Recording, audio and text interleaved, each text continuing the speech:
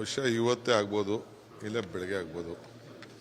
ಎಲ್ಲ ಮೀಟಿಂಗ್ ನಡೀತಾ ಇದೆ, ಮೀಟಿಂಗ್ ಮುಗಿಬೇಕು. ಸೊ ನಮ್ಮದು ಇನ್ನು 4 ಸೀಟ್ ಇದೆ. 4 ಸೀಟ್ನ ನಾವು ಬೆಂಗಳೂರಲ್ಲಿ ಇನ್ನೊಂದು ರೌಂಡ್ ಸ್ವಲ್ಪ ಮಾತಾಡೋದಿದೆ. ಮಾತಾಡ್ಬಿಟ್ಟು ನಾವು ಝೂಮಲ್ಲಿ ಅಟೆಂಡ್ ಮಾಡ್ತೀವಿ. ಝೂಮಲ್ಲೇ ಅಟೆಂಡ್ ಮಾಡಿ ಇಲ್ಲಿ ಫೈನಲ್ ಮಾಡ್ತೀವಿ. ಸರ್, ಈಗ 17 ಒಂದೇ ಲಿಸ್ಟ್ ಅಲ್ಲಿ ಬಂದ್ಬಿಡುತ್ತಾ ಅಥವಾ ಮತ್ತೆ ಒಂದೇ ಲಿಸ್ಟ್ ಅಲ್ಲಿ? ಏನಿಲ್ಲ, ಕೆಲವು ಲೋಕಲ್ ಕನ್ಸಲ್ಟೇಷನ್ ಮಾಡಬೇಕಾಗಿದೆ. ಕೆಲವು ಪ್ಯಾನಲ್ ಇತ್ತು, ಕೆಲವು ಲೋಕಲ್ ಕನ್ಸಲ್ಟೇಷನ್ ಮಾಡಬೇಕಾಗಿದೆ. ಅವ್ರನ್ನೆಲ್ಲ ನಾಳೆ ಕರೆಸ್ತಾ ಇದ್ದೀವಿ.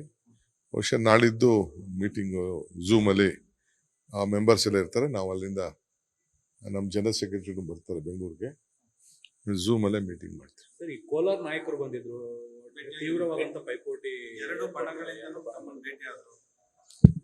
ಖಂಡಿತ ರಾಜಕೀಯವಾಗಿ ಅವ್ರ ಅಭಿಪ್ರಾಯಗಳನ್ನ ತಿಳಿಸ್ಬೇಕಲ್ಲ, ಏನು ತಪ್ಪೇನಿಲ್ಲ. ಎಲ್ಲರೂ ಪಕ್ಷ ಏನು ಹೇಳ್ತದ ನಾವೆಲ್ಲ ಒಟ್ಟಿಗೆ ಕೆಲಸ ಮಾಡ್ತೀವಿ ಅಂತ ಹೇಳಿದ್ದಾರೆ.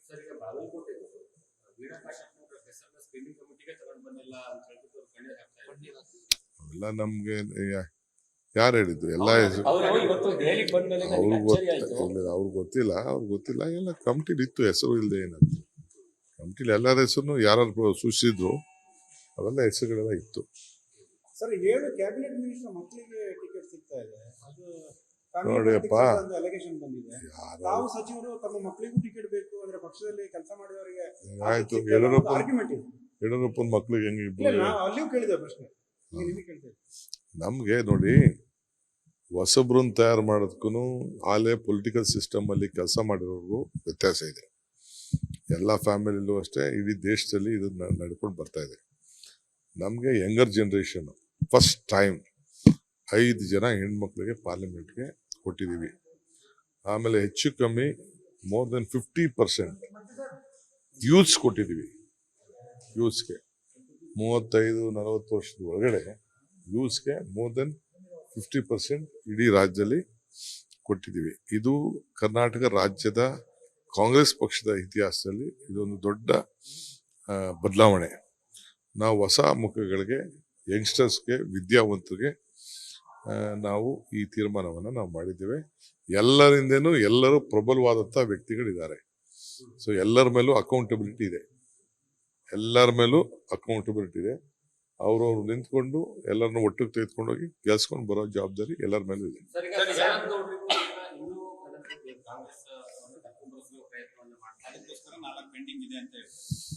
ನಾನಿನ್ನ ಅದನ್ನೆಲ್ಲ ಮಾತಾಡಕ್ ಹೋಗಲ್ಲ. ಈಗ ನಾವು ಬೇರೆ ಪಾರ್ಟಿ ಬಗ್ಗೆ ಎಲ್ಲ ಕಂಪ್ಲೀಟ್ ಎಲ್ಲ ಪಬ್ಲಿಕ್ ಅಲ್ಲಿ ಪ್ರೆಷರ್ ಎಲ್ಲ ಮಾತಾಡೋ ವಿಚಾರ ಅಲ್ಲ. ಕೆಲವು ಬೇಕಾದಷ್ಟು ಬಿಜೆಪಿಲೂ ಅನ್ಯಾಯ ಆಗಿದೆ ಎಂದು ಕೂಡ ಈಗಾಗಲೇ ನೀವು ಬಿಂಬಿಸ್ತಾ ಇದ್ದೀರಿ, ತೋರಿಸ್ತಾ ಇದ್ದೀರಿ, ಬಹಳ ನೋವನ್ನ ವ್ಯಕ್ತಪಡಿಸ್ತಾ ಇದ್ದಾರೆ. ಅದಿರ್ಲಿ, ಮುಂದಕ್ಕೆ ಕಾಲ ಉತ್ತರ ಕೊಡ್ತೀವಿ. ಹಾಲಿ ಸಂಸದರು ಬರೋರಿದ್ದಾರೆ ಅನ್ನೋ ಬಗ್ಗೆ ಮಾಹಿತಿ ಇದೆ ಸರ್, ಉತ್ತರ ಕರ್ನಾಟಕ ಭಾಗದಲ್ಲಿ ಹಾಲಿ ಸಂಸದರು. ಇಲ್ಲ, ಅದು ಯಾಕೆಂದ್ರೆ ನನ್ನ ಲೆವೆಲ್ ಅಲ್ಲಿ ಅದು ಡಿಸ್ಕಷನ್ ಇದೆ. ನಾನು ಇಲ್ಲ ಅಂತ ಹೇಳೋದಿಲ್ಲ. ಕೆಲವರೆಲ್ಲ ಬಂದು ಅವರು ಮಾತಾಡ್ತಾರೆ ಫಾಲೋವರ್ಸು. ನೇರವಾಗಿ ನಾನು ಹೈಕಮಾಂಡ್ ಅಲ್ಲಿ ಚರ್ಚೆ ಮಾಡದೆ ನಾ ಇನ್ನ ಆ ವಿಚಾರನ ಚರ್ಚೆ ಮಾಡೋಕ್ಕಾಗಿಲ್ಲ. ಚರ್ಚೆ ಮಾಡದೆ ನಾನು ಐ ಕಾಂಟ್ ಕಮ್ ಟು ಯಾವುದು ಬದಲಾವಣೆ ಇಲ್ಲ. ಜಗದೀಶ್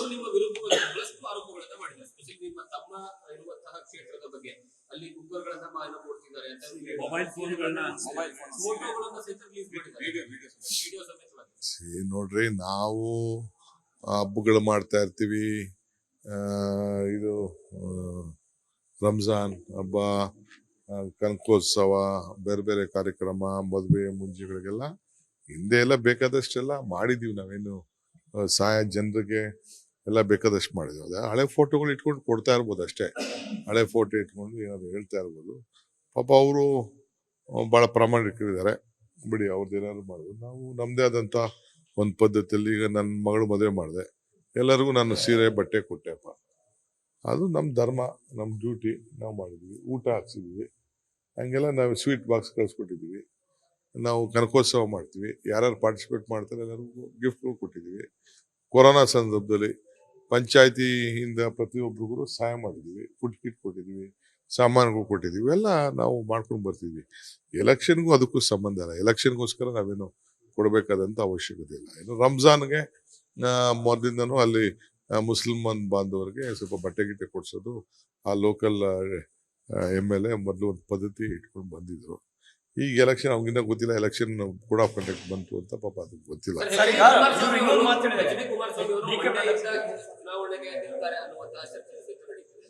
ಏನೇ ಎಚ್ ಡಿ ಕುಮಾರಸ್ವಾಮಿ ಅವರು ಮಂಡ್ಯ ಲೋಕಸಭಾ ಚುನಾವಣೆ ಸ್ಪರ್ಧೆ ಮಾಡ್ತಾರೆ, 25ನೇ ತಾರೀಕು ಅಧಿಕೃತ ಘೋಷಣೆ ಆಗ್ತಾರೆ. ನೋಡಪ್ಪ, ಅವ್ರ ಪಾರ್ಟಿ ತೀರ್ಮಾನ, ಎಲ್ಲಿಂದಾರು ನಿಂತ್ಕೊಳ್ಳಿ, ಯಾರ ಮೇಲಾರು ನಿಂತ್ಕೊಳ್ಳಿ, ಯಾವ ಚಿಹ್ನೆಲಾರು ನಿಂತ್ಕೊಳ್ಳಿ, ಅದು ಅವ್ರಿಗೆ ಬಿಟ್ಟಿದ್ದು. ಸರ್, ಈಗ DK ಬ್ರದರ್ಸ್ ಅವರು ಕುಮಾರಸ್ವಾಮಿ ಅವರಿಗೆ ವಿಷ ಹಾಕಿದ್ರು ಅನ್ನೋದನ್ನ ಅವರೇ ಪ್ರಸ್ತಾಪ ಮಾಡಿದ್ದಾರೆ. ಯಾವ್ದನ್ನು ಮರೆಯಲ್ಲ, ಜೊತೆಗೆ ನೋಡಿ, ಬೀಳೋದಕ್ಕೂ ಅವರೇ ನೇರ ಹೊಣೆ ಅನ್ನುವಂಥದ್ದು. ಸರ್ಕಾರ ನಾನು ಬಿಡಿಸ್ದೆ ಅನ್ನೋದು ಇದ್ರೆ ದೇವರು, ನಾನು ನಂಬಿರುವಂತ ದೇವರು ನನಗೆ ಶಿಕ್ಷೆ ಕೊಡ್ಲಿ. ರಾಜ್ಯದ ಜನತೆ, ನಾನು ಅಸೆಂಬ್ಲಿಲಿ ಏನು ಮಾತಾಡಿದ್ದೀನಿ, ಅವ್ರ ಪರವಾಗಿ ಹೆಂಗ್ ನಿಂತಿದ್ದೀನಿ, ನಮಗೂ ಅವ್ರಿಗೂ ಅನೇಕ ಭಿನ್ನಾಭಿಪ್ರಾಯ ಇದ್ದು ಕೂಡ ನಮ್ಮ ಹೈಕಮಾಂಡ್ ಹೇಳಿದಾಗ ಎಷ್ಟು ಒಗ್ಗಟ್ಟಿನಿಂದ ನಾವು ಕೆಲಸ ಮಾಡಿದ್ವಿ. ಅದು ರಾಜ್ಯದ ಜನತೆ ಗೊತ್ತಿದೆ, ನಿಮ್ಗೆ ಗೊತ್ತಿದೆ, ನನಗೆ ಗೊತ್ತಿದೆ. ಈಗ ಅವರು ಪಾಪ ಅವ್ರಿಗೂ BJPಗೂ ಭಿನ್ನಾಭಿಪ್ರಾಯ ಬಂದಿದೆ ಅಂತ ಹಿಂದಿನ ದಿನ ಅವ್ರು ಹೇಳಿದ್ದಾರೆ. ಈಗ ನೆಕ್ಸ್ಟ್ ಡೇ ಅವರು ತಿರ್ಗಾ ಅವ್ರೇನೋ ಕರೆದು ಮಾತಾಡಿದ್ಮೇಲೆ ಈಗ ಏನಾದ್ರು ಒಂದು ಹೇಳ್ಬೇಕಲ್ಲ, ಅದಕ್ಕೆ ನನ್ನ ಮೇಲೆ ಹೇಳ್ತಾ ಇದ್ದಾರೆ.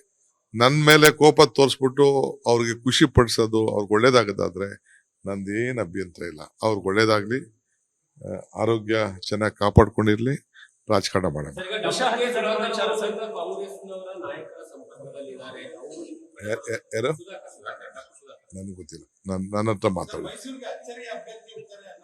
ನನಗೆ ಗೊತ್ತಿಲ್ಲ, ನನಗೆ ಅವ್ರು ಯಾವ ಸಂಪರ್ಕದಲ್ಲಂತೂ ಇಲ್ಲ. ಅನುಕ್ಷಣದ ಸುದ್ದಿಗಳಿಗಾಗಿ ವಿಸ್ತಾರ ನ್ಯೂಸ್ ಯೂಟ್ಯೂಬ್ ಚಾನೆಲ್ ಸಬ್ಸ್ಕ್ರೈಬ್ ಮಾಡಿ. ಹೊಸ ಸುದ್ದಿಗಳ ನೋಟಿಫಿಕೇಶನ್ಗಾಗಿ ಬೆಲ್ ಐಕಾನ್ ಕ್ಲಿಕ್ ಮಾಡಿ. ಲೇಟೆಸ್ಟ್ ಅಪ್ಡೇಟ್ಸ್ಗಾಗಿ www.vistaranews.com ವೆಬ್ಸೈಟ್ಗೆ ವಿಸಿಟ್ ಮಾಡಿ. ಅಂಗೈಯಲ್ಲೇ ಜಗತ್ತಿನ ಸುದ್ದಿ ತಿಳಿಯಲು ವಿಸ್ತಾರ ನ್ಯೂಸ್ ಕನ್ನಡ ಆಪ್ ಡೌನ್ಲೋಡ್ ಮಾಡಿ.